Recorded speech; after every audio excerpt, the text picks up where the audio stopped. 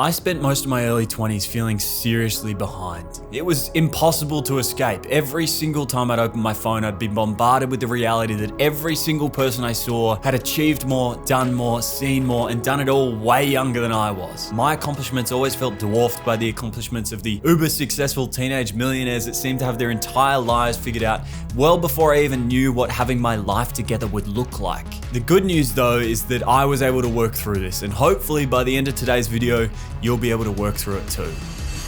The feeling of being behind happens because at one stage we depended on it. If you were a hunter back in the day and you were struggling to catch the prey that would feed your tribe, it's only reasonable that you would look around to more successful hunters to see what they were doing and learn, and then in turn get to feed your tribe. The issue now though is that we are constantly exposed to the best hunters of every tribe, everywhere, all at once. And then because we're only ever seeing these hyper successful teenage prodigy hunters, we're not only putting expectations on our success, but the timing of our success as well. We constantly feel like we need to be way more successful and way younger. So how do we fix this? Or at least how did I fix it myself? To start, we need to ask ourselves, what is my definition of success? The goal of defining what success actually means to you is to limit the amount of people that you can compare yourself to. Because rather than having money, fame, work, skill, and lifestyle to compare yourself to, maybe your definition of success is mostly geared towards lifestyle, so the rest don't really matter anymore. To give a little anecdote to this, when I turned 25, it scared the fuck out of me. I've taken a fairly non-traditional path in life and never struggled with that decision. And up until I turned 25, most of the people around me, most of my friends were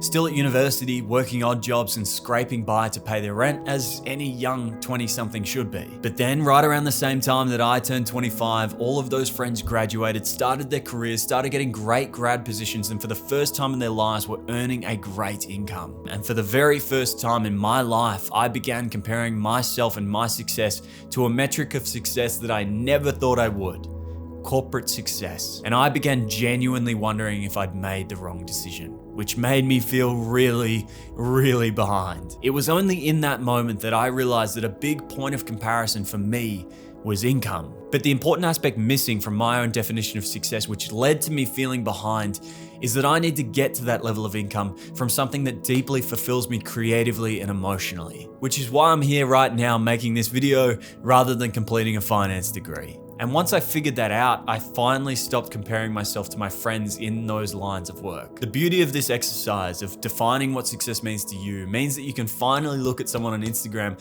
and not think, hey, this person is financially successful, they must have the life that I want. And instead you can ask, would I be fulfilled by their line of work? Would I enjoy their lifestyle if I was put in their shoes? And are my career goals in line with theirs? And you might just find that in many cases you don't desire what that person has.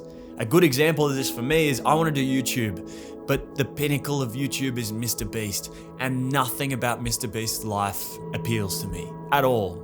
I want to be able to do things in my spare time. I want to have a life outside of recording on camera. I don't want to spend millions of dollars per video. Nothing about his work and his lifestyle is appealing to me. So comparing myself at any point to what Mr. Beast is doing is completely useless.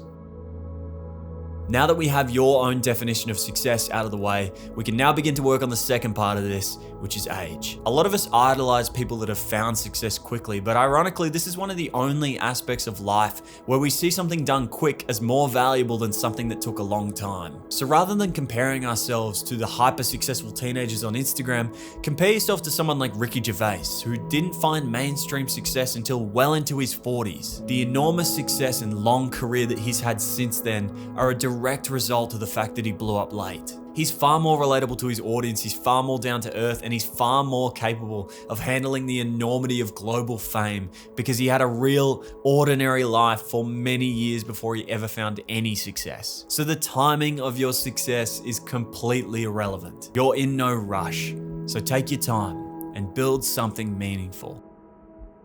I think the best way to feel less behind is to truly understand that you are running your own race, and nothing anyone else does or achieves has any impact on you or your journey. But on top of that, take a moment to answer these questions. First, what does my personal definition of success look like? And then ask yourself, how would delaying my success right now be the best thing for my future success? If you can answer those questions, you'll be well on your way to feeling a lot less behind and a lot more confident in the journey you find yourself on.